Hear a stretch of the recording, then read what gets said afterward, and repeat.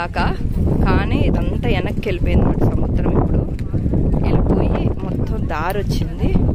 ఇదంతా నడుచుకుంటూ వచ్చాము. అసలు ఈ స్తంభం అయితే కనపడలేదు. పైన ఒక జెండా మాత్రమే కనపడింది రాత్రి. ఇప్పుడైతే మొత్తం ఓపెన్ అయిపోయింది. 2 జెండాలు ఉన్నాయి ఇక్కడ అని. రాగానే ఎదురుగుండా భీముడు ప్రతిష్ఠించిన లింగం ఉంది.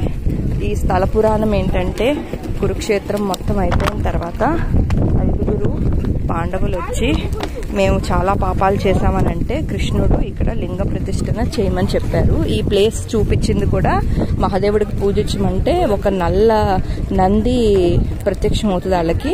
అది ఎప్పుడైతే తెల్లగా మారుతుందో, అది మాయమైపోతుందో అక్కడ మీరు లింగం ప్రతిష్ఠ చేసి మీ కలంకాలన్నీ పోగొట్టుకోమని చెప్పి కృష్ణుడు చెప్తాడు.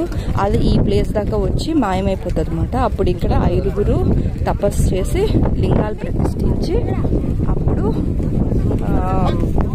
ప్రతిష్ఠించి ఇంకా తను చాలిస్తారు. అది ఇక్కడ ప్రత్యేకత. మన వాళ్ళందరూ ఎలా అయితే వాళ్ళ కలంకాలు పోగొట్టుకున్నారో మనందరం కూడా కలంకాలు పోగొట్టుకోమని ఇక్కడ విశిష్టత. దీని మీద హనుమంతుడు ఉన్నాడు. అన్నిటికన్నా పెద్ద లింగం వచ్చి భీముడు ప్రతిష్ఠించిన లింగం అన్నమాట. ఇది భీముడు ప్రతిష్ఠించిన లింగం. ఫస్ట్ లింగం వచ్చి ధర్మరాజుది. లైన్గా చూపిస్తారు. ఇలా ముందుకు వచ్చాక ధర్మరాజు ప్రతిష్ఠించిన లింగం ఉంది. పొడుగ్గా ఉందన్నమాట. ధర్మరాజు ప్రతిష్ఠించిన లింగం. ప్రతిదానికి ఒక నంది, ఒక లింగం ప్రతిష్టాపన జరిగింది. ఇది ధర్మరాజు ప్రతిష్ఠించిన లింగం.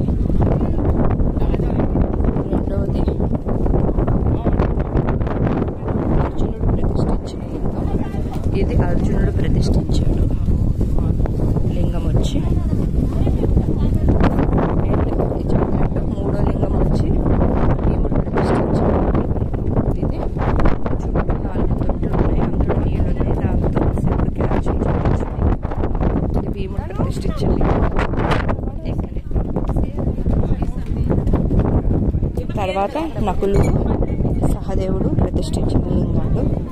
నకులుడు ప్రతిష్ఠించిన లింగం ఇది.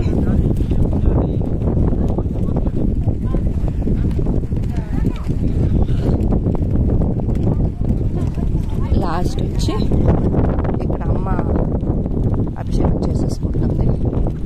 సహదేవుడు ప్రతిష్ఠించిన లింగం. ఇది సహదేవుడు ప్రతిష్ఠించిన లింగం. ఇది చుట్టూ అసలు నీరే లేదు. ఎక్కడో వెళ్ళిపోయింది సముద్రం. చూడొచ్చు, అదిగో సముద్రం అంత వెనక్కి వెళ్ళిపోయింది. మళ్ళీ ఒక 4 గంటలు ఉంటుందంటే ఇలాగా. 4 గంటల తర్వాత మళ్ళీ మామూలుగా వచ్చేస్తుందంట ఫ్రంట్ దాకా.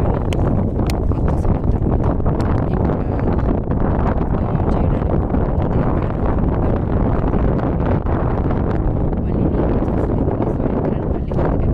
మళ్ళీ రేపు పొద్దున్నకి మళ్ళీ